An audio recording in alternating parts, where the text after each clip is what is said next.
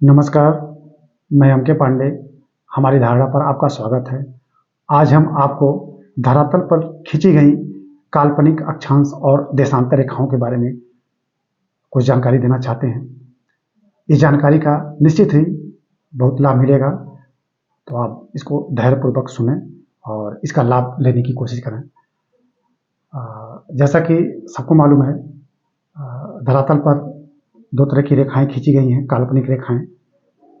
एक रेखा को अक्षांश और दूसरी को देशांतर कहते हैं। इंग्लिश में इन्हें लैटिट्यूड और लॉन्गिट्यूड कहा जाता है। जो अक्षांश रेखाएं हैं वो पूर्व पश्चिम दिशा में खींची गई हैं, और जो देशांतर रेखाएं हैं वो उत्तर से दक्षिण या उत्तर दक्षिण दिशा में खींची गई हैं। पृथ्वी न सिर्फ सूर्य के चारों तरफ चक्कर लगाती है, वरन अपने अक्ष पर भी लगभग 24 घंटे में एक चक्कर पूरा कर लेती है। सूर्य के चारों तरफ तो लगभग 365 दिन लगते हैं, लेकिन पृथ्वी अपने अक्ष पर लगभग 24 घंटे में एक चक्कर पूरा कर लेती है। इस संदर्भ में आगे जानकारी दी जाएगी, लेकिन आज हम मूलतः अक्षांश और देशांतर के बारे में ही जानकारी देना चाहते हैं। तो धरातल पर पूर्व से पश्चिम या पूर्व पश्चिम खींची गई काल्पनिक रेखाएं अक्षांश रेखाएं हैं। उत्तर दक्षिण खींची गई काल्पनिक रेखाएं देशांतर रेखाएं हैं। पृथ्वी अपने अक्ष पर पश्चिम से पूर्व घूमती है। पृथ्वी का अक्ष काल्पनिक आधार तल पर 23.5 डिग्री झुका हुआ है। इस तरह पृथ्वी अपने काल्पनिक आधार तल पर 66.5 डिग्री का कोण बनाती है। इसका झुकाव आज जो कुछ भी जानकारी रखी गई है, जो कुछ भी जानकारी उपलब्ध है और जो अवधारणा बनी है, उस दृष्टि से जो दिशाएं निर्धारित हैं, उस दृष्टि से पृथ्वी का अक्ष उत्तर की तरफ 23.5 डिग्री झुका हुआ है। तो इस ग्लोब में देखा जा सकता है कि ये पृथ्वी का काल्पनिक अक्ष है। यहाँ ये पृथ्वी का काल्पनिक अक्ष है, और पृथ्वी ऐसे ही अपने अक्ष पर पश्चिम से पूर्व चक्कर लगाती है। झुके हुए अक्ष के साथ पृथ्वी अपने अक्ष पर चक्कर लगा रही है और अनवरत चक्कर लगाती रहती है। अक्ष का झुकाव पृथ्वी पर बहुत ही एक महत्वपूर्ण कारक बन जाता है मौसमी परिवर्तन का। इसी 23.5 डिग्री के झुकाव के कारण धरातल पर 3 तरह के जलवायु की स्थिति बनती है, जैसे कि जिसको हम कहते हैं गर्मी, बरसात और जाड़ा। अगर पृथ्वी और हम तापमान में इतना अंतर पाते हैं, आर्द्रता में चारों तरफ इतना अंतर पाते हैं, और ऐसे देखें तो धरातल पर न जाने कितने जलवायु प्रदेश बन गए हैं। कोपेन नामक विद्वान ने धरातल पर 24 तरह के जलवायु प्रदेशों का वर्गीकरण दिया है, तो थार्मथ्वेट ने 32 तरह के जलवायु का। ये ऐसा जलवायु प्रदेश या ऐसी जलवायु विविधता इसी अक्ष के झुकाव के कारण है। पृथ्वी अपने अक्ष पे ऐसे घूम रही है, तो इसका जो काल्पनिक अक्ष है आसमान में या ऊपर, यहाँ से तो ऊपर ही हम कहेंगे, जहां जाके जिस तारे से मिलता है वही ध्रुव तारा है। तो ध्रुव उसको हम कहते भी हैं, तो एक ध्रुव तो बन गया है। तो ये उत्तरी ध्रुव है और इसके ठीक विपरीत यह दक्षिणी ध्रुव बन जाता है। इधर हम पूर्वी दिशा निर्धारित किए हैं और इधर पश्चिम दिशा, तो इसीलिए पृथ्वी अपने अक्ष पर पश्चिम से पूर्व चक्कर लगाती है। पृथ्वी के एकदम बीच से खींची गई रेखा, जैसा कि यहाँ ग्लोब में आपको दिख रहा होगा, एकदम बीच से खींची गई रेखा भूमध्य रेखा या विषुवत रेखा इसको कहते हैं। यह पृथ्वी को 2 बराबर भागों में बांट देती है, उत्तरी गोलार्ध नॉर्दर्न हेमिस्फीयर और दक्षिणी गोलार्ध साउदर्न हेमिस्फीयर। अब पृथ्वी अपने अक्ष पर ऐसे घूम रही है, तो निश्चित रूप से जो ये भूमध्य रेखा है आपको एक ही जगह दिखाई देगी, एक ही जगह। इसके समानांतर 1-1 डिग्री पर खींची गई रेखाएं ही अक्षांश रेखाएं हैं, और ये कंप्लीट सर्कल हैं, पूर्ण वृत्त हैं, लेकिन इनका सरकमफ्रेंस, कुल लंबाई इनकी क्रमशः कम होती चली जाती है, और निश्चित रूप से यहाँ तक जाते जाते यह बहुत कम हो जाती है। और 90 डिग्री का कोण तो लगभग यही बनेगा, ध्रुवीय क्षेत्र में ही बनेगा, यहाँ बनेगा, और ये विषुवत रेखा है। इसी तरह से यहाँ तक इस गोलार्ध में 90 डिग्री के 90 अक्षांश रेखाएं और इधर 90 अक्षांश रेखाएं। इस तरह से धरातल पर कुल 180 अक्षांश रेखाएं खींची गई हैं। 180 अक्षांश रेखाएं इस तरह से खींची गई हैं। इनका पूरा का पूरा निर्धारण है और इतनी बृहद जानकारी देने में बहुत समय लग जाएगा, तो हम बहुत संक्षिप्त में बताना चाहते हैं। प्रत्येक अक्षांश रेखाओं के बीच 111 किलोमीटर का अंतर पाया जाता है, सारी अक्षांश रेखाओं के बीच में। और क्रमशः चूंकि पृथ्वी का अक्ष झुका हुआ है और पृथ्वी सूर्य के चारों तरफ ऐसे चक्कर लगाती है, तो झुके हुए अक्ष के कारण धरातल पर सूर्य की किरणें सदैव एक समान नहीं पड़ती हैं, और यही कारण है कि गर्मी और जाड़ा का मौसम बनता है, उसकी स्थिति बनती है। तो इसकी जानकारी बाद में दी जाएगी, हम केवल अक्षांश और देशांतर के बारे में ही हम बताना चाहते हैं आज। तो अक्ष झुका हुआ है, आप जरा देखिए यहाँ 90 डिग्री ऊपर और 90 डिग्री ऊपर।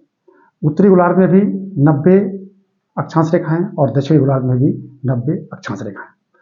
अगर पृथ्वी का अक्ष झुका नहीं रहता और इसका काल्पनिक अक्ष एकदम बीच में रहता, काल्पनिक आधार तल पर यह 90 डिग्री का कोण बनाता, यहाँ 90 डिग्री का कोण बनाता, तो हम सूर्य की स्थिति को ऐसे पाते कि सूर्य सदैव भूमध्य रेखा पर पूर्व दिशा में उदित होता और सदैव भूमध्य रेखा पर ही पश्चिम की दिशा में अस्त हो जाता, और पूरी पृथ्वी पर 12 घंटे का दिन और 12 घंटे की रात होती। पृथ्वी का अक्ष चूंकि 23.5 डिग्री उत्तर की तरफ झुका हुआ है और झुके हुए अक्ष के साथ पृथ्वी सूर्य के चारों तरफ चक्कर लगाती है, तो सूर्य की स्थिति में भी अंतर आ जाता है। तो अभी उसको हम आगे समझाते हैं। तो एक तरह की रेखाएं तो ये हो गई अक्षांश रेखाएं, दूसरी तरह की रेखाएं उत्तर दक्षिण दिशा में खींची जाती हैं। अब पृथ्वी घूम रही है तो कोई भी रेखा यहाँ से खींची जाएगी तो ध्रुव पर जाकर वो समाप्त हो जाएगी। तो इस ध्रुव से इस ध्रुव तक रेखा खींची जाएगी, वो कंप्लीट सर्कल नहीं हो सकती है। क्यों? क्योंकि पृथ्वी अपने अक्ष पर घूम रही है। तो ऐसी रेखाएं अर्धवृत्त होती हैं और इनकी संख्या 360। एक गोला है तो गोले पे इस तरह से अर्धवृत्त के रूप में खींची गई रेखाएं तो स्वतः ही 360 हो जाएंगी, लेकिन एक बिंदु पर आके समाप्त हो जा रही हैं। और यहाँ बीच में या विषुवती क्षेत्र में इनके बीच में काफ़ी चौड़ाई है, और यह चौड़ाई ठीक अक्षांश और अक्षांश के बीच में जितनी दूरी होती है वही होती है।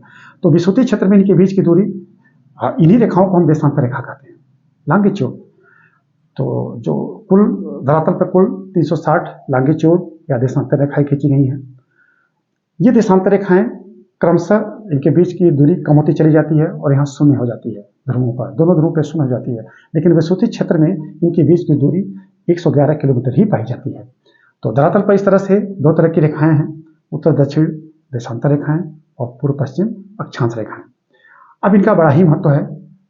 एक तो धरातल पर विविध तरह की जलवायु का संदर्भ में तो अक्षांश रेखाएं हैं, और जो दिन और रात का जो हम निर्धारण करते हैं, दिन का निर्धारण करते हैं, दिन और रात नहीं, दिन का निर्धारण करते हैं, समय का निर्धारण करते हैं, उनके लिए देशांतर रेखाओं का बड़ा महत्व है। तो थोड़ी जानकारी इसके बारे में हम दे रहे हैं। अब देखिए अक्षांश जो खींची गई हैं इनका क्या महत्व है। थोड़ा महत्व कि 23.5 डिग्री झुकाव है, तो 23.5 डिग्री झुकाव के कारण धरातल पर पूरी पृथ्वी जब सूर्य के चारों तरफ चक्कर लगा रही है तो इस 23.5 डिग्री का अक्षांश पर भारी प्रभाव पड़ने वाला है। तो हम पाते हैं कि पूरे धरातल पर 23.5 डिग्री उत्तरी अक्षांश की रेखा और 23.5 डिग्री दक्षिणी अक्षांश की रेखा बहुत बड़ा एक कारक बन जाती है, कारण बन जाती है यहाँ मतलब जलवायु प्रदेश बनाने की दृष्टि से, या यहाँ जो मतलब स्थायी जो जलवायु प्रदेश बने हैं उनके लिए 23.5 डिग्री का झुकाव है, इसलिए 23.5 डिग्री की रेखा। इसको उत्तरी गोलार्ध में हम उत्तरी गोलार्ध की अहन रेखा कहते हैं और दक्षिणी गोलार्ध में दक्षिणी गोलार्ध की अहन रेखा कहते हैं। सामान्य अर्थ में इसी को कर्क रेखा कहा जाता है। 23.5 डिग्री उत्तरी गोलार्ध की रेखा कर्क रेखा और दक्षिणी गोलार्ध की 23.5 डिग्री की रेखा मकर रेखा कहलाती है। अब देखिए इसका क्या महत्व है। ऐसे कहेंगे पृथ्वी का अक्ष 23.5 डिग्री झुका हुआ है, इसलिए कर्क रेखा 23.5 और मकर रेखा 23.5। अगर 20 डिग्री झुकाव रहता तो ये 20 डिग्री होता, 50 डिग्री का झुकाव रहता तो 50 डिग्री का पर ये रेखा स्थित होती। अब यही एक रेखा 90 डिग्री में 23.5 की रेखा बड़ी महत्वपूर्ण हो जा रही है। इसी तरह से आगे हम 66.5 की रेखा, चूंकि पृथ्वी अपने आधार तल पर 66.5 का कोण बना रही है, इसीलिए 66.5 की रेखा भी बड़ी महत्वपूर्ण हो जाएगी।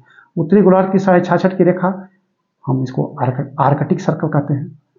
उत्तरी गोलार्ध की 66.5 की रेखा आर्कटिक सर्कल, और दक्षिणी गोलार्ध की 66.5 की रेखा एंटार्कटिक सर्कल कहलाती है।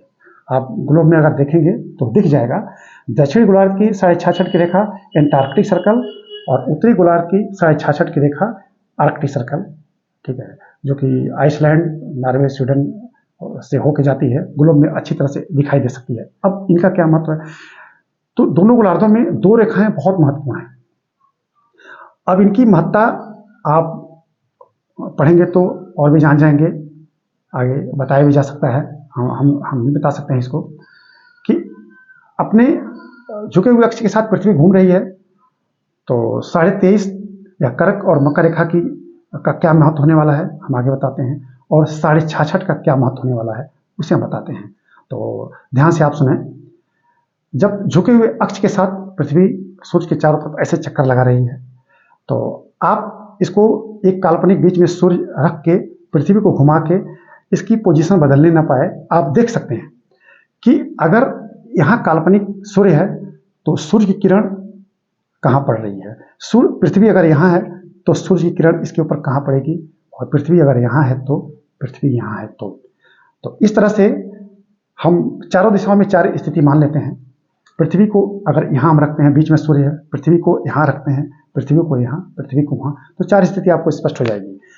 और सीधे अर्थ में अगर हम कहें कि 2 तिथियां ऐसी बनेंगी जिन तिथियों पर सूर्य सीधा भूमध्य रेखा पर चमकता है, सीधा भूमध्य रेखा पर, और उस दिन पूरी पृथ्वी पर 12 घंटे का दिन और 12 घंटे की रात होती है। और वो 2 तिथियां हैं 21 मार्च और 23 सितंबर, 23 सितंबर या 23 सितंबर। 21 मार्च को सूर्य सीधा भूमध्य रेखा पर चमकता है, और वह तिथि बार बार दोहराई जाती है। 21 मार्च को ही चमकेगा, फिर 23 सितंबर को सीधा चमकता है। 21 मार्च की स्थिति बसंत विषुव कहलाती है, और 23 सितंबर की स्थिति शरद विषुव कहलाती है। तो विषुव की 2 स्थिति, वसंत विषुव और शरद विषुव, इस तिथि को सूर्य भूमध्य रेखा पर सीधा चमकता है, और सूर्य की रोशनी चारों तरफ एक तरफ से बराबर जाती है।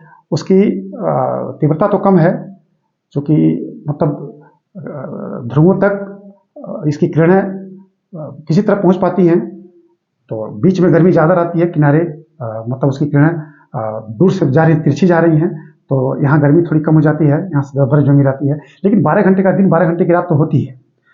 अब इसके बाद चूंकि सूर्य दूर है, सूर्य तो घूमता नहीं है, पृथ्वी घूमती है, लेकिन पृथ्वी पर खड़े होकर हम सारा निरीक्षण परीक्षण करते हैं, तो हमें महसूस होता है कि सूर्य की स्थिति बदल रही है। ठीक है, यहाँ से देखने पर सूर्य की स्थिति बदलती है, तो हम इसको मान ले रहे हैं सूर्य की स्थिति बदल रही है। पृथ्वी का अक्ष झुका हुआ है, इस वजह से हमको 21 मार्च के बाद सूर्य जो है वो उत्तरी गोलार्ध में जाता हुआ दिखेगा। तो आप खुद महसूस कर सकते हैं, जहाँ भी आप निवास करते हो वहाँ से आप महसूस करते हैं किस डिग्री अक्षांश पे आप हैं, वहाँ से महसूस कर सकते हैं। तो जैसे अगर कोई विषुवत रेखा के आसपास है तो स्पष्ट रूप से समझ सकता है कि सूर्य धीरे धीरे उत्तर की तरफ जाता हुआ दिखेगा। तो 21 मार्च के बाद सूर्य जो है उत्तरी गोलार्ध में जाता हुआ महसूस होता है। चूंकि पृथ्वी का अक्ष 23.5 डिग्री ही झुका हुआ है, तो सूर्य 21 मार्च से लेकर 21 जून तक उत्तरी गोलार्ध में जाता हुआ आगे बढ़ता हुआ दिखाई देगा। इसी को उत्तरायण की स्थिति कहते हैं, सूर्य का उत्तरायण। और 21 डिग्री झुका हुआ है तो 23.5 डिग्री झुका हुआ है, तो 23.5 डिग्री तक ही सूर्य ऊपर उत्तरी गोलार्ध में जाता है, और 23.5 डिग्री तक पहुंचने के बाद पुनः वापस लौटना प्रारंभ कर देता है। एक संक्रांत की स्थिति बन जाती है। उसी को कर्क रेखा तक पहुंचकर पुनः सूर्य वहां से लौटना प्रारंभ कर देता है। सूर्य की स्थिति हम बदल ही पाते हैं, सूर्य पुनः लौटना प्रारंभ कर देता है, तो एक संक्रांत की स्थिति बन जाती है, जिसको हम कर्क संक्रांति कहते हैं। तो 2 तिथियां बड़ी महत्वपूर्ण हो गई, एक 21 मार्च की जिसको हम बसंत विषुव कहते हैं, और 21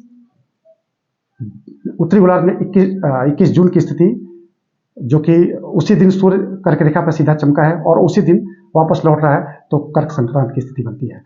तो बसंत विषु और कर्क संक्रांति। अब सूर्य पुनः लौटना प्रारंभ करेगा। पृथ्वी का अक्ष अगर 20 डिग्री झुका रहता तो कर्क संक्रांति कहाँ होती? 20 डिग्री पर।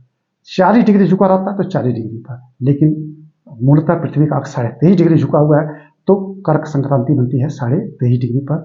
कर्क रेखा इसको कहते हैं। उत्तरी गोलार्ध में यह स्थिति बनती है 21 जून को। अब सूर्य पुनः लौटना प्रारंभ करेगा, फिर 23 सितंबर को विषुवत रेखा पे सीधा चमकेगा और इसके बाद ठीक उत्तरी गोलार्ध की तरह वो दक्षिणी गोलार्ध में जाएगा। 23 सितंबर से लेकर आगे 22 दिसंबर तक वो मकर रेखा तक जाता हुआ प्रतीत होगा और 22 दिसंबर को मकर रेखा पर सीधा चमकेगा। और जैसे यहाँ 21 जून को कर्क संक्रांति बन रही है की स्थिति बनती है, उसी तरह से दक्षिणी गोलार्ध में 22 दिसंबर को मकर संक्रांति की स्थिति बनती है और इसके बाद पुनः सूर्य लौटना प्रारंभ कर देता है। इस तरह से दो रेखाएं ऐसी हैं, कर्क रेखा और मकर रेखा, जिनके बीच में सूर्य सदैव सीधा चमकता है। तो इस धरातल के इस क्षेत्र को हम कह सकते हैं कि ये गर्मी वाला क्षेत्र है, यहाँ सदैव गर्मी पड़ेगी क्योंकि सूर्य इन्हीं बीच में सीधा चमकता है। ठीक है, तो हम इसको उष्णकटिबंधीय प्रदेश कहते हैं। अब चूंकि कर्क रेखा पे सूर्य पहुंचा तो किरणें इसके ऊपर तक भी अच्छी खासी पहुंच जाती हैं, तो यहाँ से लेकर 66.5 डिग्री के बीच का क्षेत्र शीतोष्ण, मतलब शीत भी है उष्ण भी है। इसी तरह से यहाँ 23.5 से 66.5 के बीच का क्षेत्र शीतोष्ण और यहाँ 66.5 से आगे शीत, इधर 66.5 से आगे शीत प्रदेश। तो धरातल पर इस तरह से एक गोलार्ध में 3 कटिबंध 3 प्रदेश, एक गोलार्ध में 3 कटिबंध 3 प्रदेश, पूरी पृथ्वी पर 5 बृहद कटिबंध हैं। यहाँ उष्ण कटिबंध, यहाँ शीतोष्ण कटिबंध और यहाँ शीत कटिबंध। आप जरा देखिए, जब सूर्य 21 जून को, जैसे ही सूर्य 21 मार्च को सीधा यहाँ चमक रहा है और उत्तरी गोलार्ध में जाता है, उत्तरायण की स्थिति में रहता है, तो आप ग्लोब लेके समझ सकते हैं कि जैसे ही उत्तरायण की स्थिति बनती है, सूर्य की तिरछी किरणें दक्षिणी गोलार्ध में 66.5 को पार नहीं कर पाती हैं।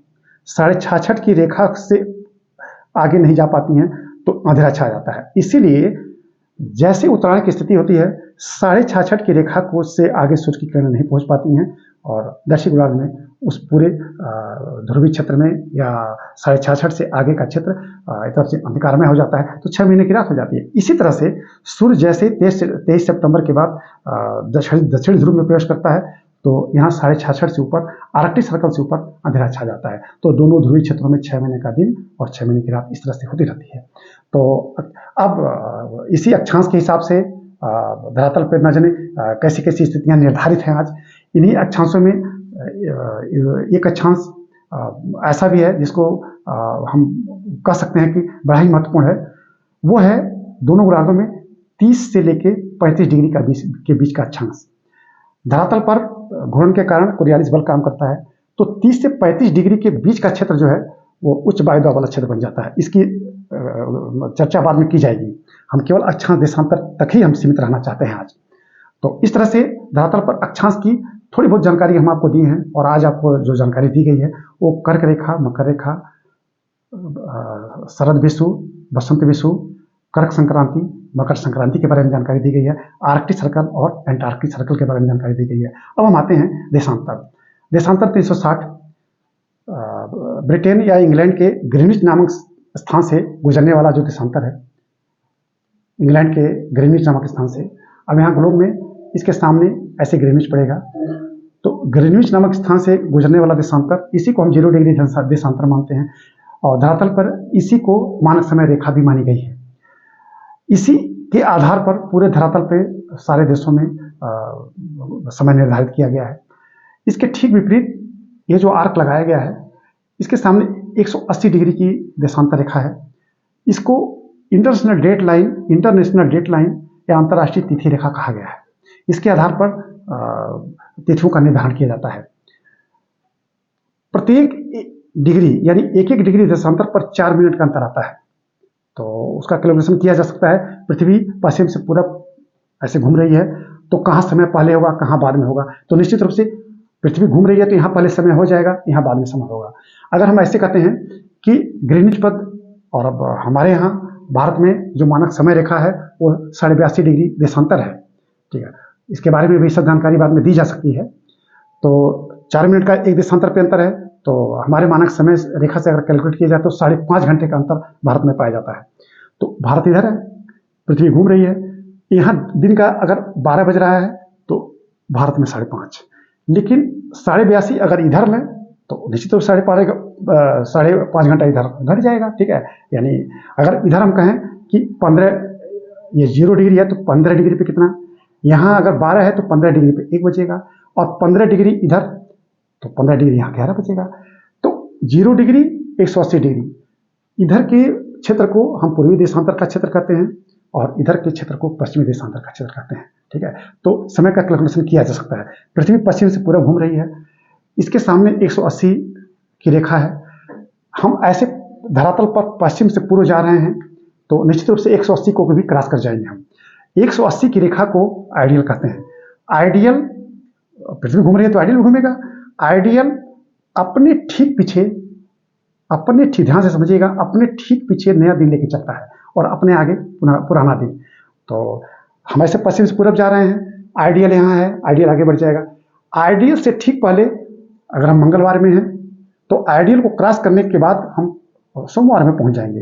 तो आइडियल को अगर हम पश्चिम से पूर्व क्रॉस करते हैं तो एक दिन की क्षति, और अगर हम ऐसे देखिए पश्चिम से पूर्व, ये पश्चिम से पूर्व दिशा है, पश्चिम से पूर्व क्रॉस करते हैं तो एक दिन की क्षति, लेकिन पूरब से पश्चिम अगर क्रॉस करते हैं तो एक दिन का फायदा हो जाएगा, हम सोमवार से मंगलवार में पहुंच जाएंगे। तो धरातल पर इस तरह से समय और तिथि का निर्धारण होता है। हमने आपको आज बड़ी संक्षेप में देशांतर और अक्षांश की संक्षिप्त जानकारी दी। आगे इसी तरह की जानकारियां क्रमशः दी जाएंगी। तो आज यह विषय यही समाप्त किया जाता है।